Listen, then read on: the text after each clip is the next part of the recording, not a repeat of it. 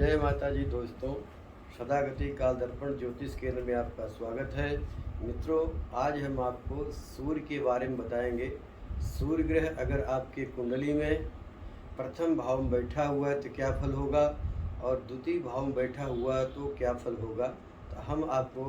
प्रथम भाव के बारे में व्याख्या करेंगे। अगर आपकी जन्म कुंडली में सूर्य जो है प्रथम भाव में बैठा हो तो उसका क्या फल हो सकता है और क्या क्या फल उससे उत्पन्न हो सकता है। तो मित्रों, सर्वप्रथम आप जानिए कि सूर्य जो है सिंह राशि के स्वामी हैं और मेष राशि में जो है वो उच्च के होते हैं 10 डिग्री में, और तुला राशि में सूर्य 10 डिग्री का परम नीच का होता है। तो अगर आपका मेष लग्न हो और मेष लग्न में ही सूर्य बैठा होगा तो उसका क्या फल होगा। जैसे आपका मेष लग्न है और मेष लग्न में ही सूर्य उच्च का बैठा हुआ है, 10 डिग्री का बैठा हुआ है, तो आप ये जानिए कि आपको विशेष लाभ हो सकता है। परंतु इसके पहले ये देखना है कि सूर्य जिस राशि में बैठा हुआ है उसका स्वामी उच्चस्थ स्वामी मंगल कहाँ बैठा हुआ है। अगर आपका मंगल भी उच्च का होगा तो ऐसे में मंगल आपका 10वें भाव में होगा और 10वें भाव का स्वामी वो शनि बनेगा। तो शनि जिस नक्षत्र में बैठा होगा या शनि अगर पीड़ित होगा या तो अगर मंगल पीड़ित होगा तो सूर्य का जो उच्च का प्रभाव का जो फल है वो आपको कभी भी प्राप्त नहीं हो सकता है। अगर उसी समय उसी प्रथम भाव में मान लीजिए कि राहु या केतु बैठा हुआ है और मंगल दशमेश होकर के निर्बल है या 6, 8, 12 में बैठा हुआ है, तो आप ये जान लीजिए कि जैसे आपके माता या पिता को विशेष कष्ट होगा और या तो आपके पिताजी के लिए बहुत बड़ा खतरा बन सकता है, या तो आपके जो मस्तिष्क में कोई न कोई प्रभाव कर सकता है, क्योंकि मेष राशि जो है मस्तिष्क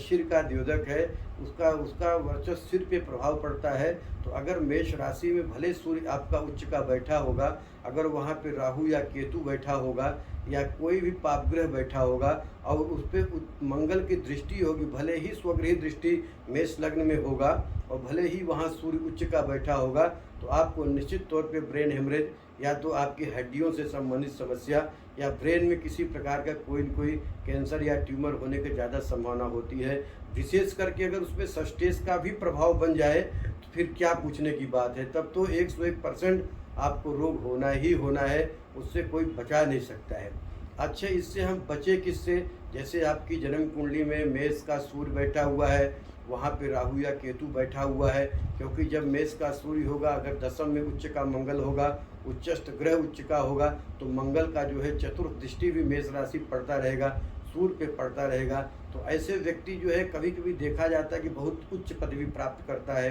क्योंकि कर्म लगनाधीने तारा रान्यो ना संस्कृतम राजयोगम विख्यातु विजयी भवेत, ये बहुत प्रबल राजयोग बनता है। परंतु ऐसा देखा गया कि जैसे भी इस कुंडली में जैसे ऐसे योग अगर किसी कुंडली में बना हुआ है तो हमने तो आज तक इतना अनुभव किया है कि अगर उसका सूर्य जो है केतु या राहु के साथ है, भले मंगल 10वें भाव उच्च का बैठा हुआ, उसका दृष्टि सूर्य के ऊपर है, पंचमेश सूर्य जो है उच्च का बैठा हुआ है, तो व्यक्ति का जो बौद्धिक क्षमता होगा वो बहुत ही प्रबल होगा और उच्च पद पे जा सकता है। परंतु उच्च पद पे जा करके कोई ऐसा हरकत करेगा, कोई ऐसा व्यक्ति कार्य करेगा जिससे उसको जेल या यात्रा इत्यादि भी होने की संभावना रहती है, या तो शत्रु उसके इतने प्रबल हो जाएंगे कि उसको जो है जेल इत्यादि की यात्रा करा सकते हैं और उसको मनवांछित फल की प्राप्ति नहीं होगी। तो मित्रों, अगर आपका मेष लग्न है और आपके जन्म कुंडली में मेष राशि में सूर्य और राहु या केतु बैठे हुए हैं, वो मंगल आपका उच्च के होकर वहाँ देख रहा है, तो आपका सूर्य का महादशा चल रहा है,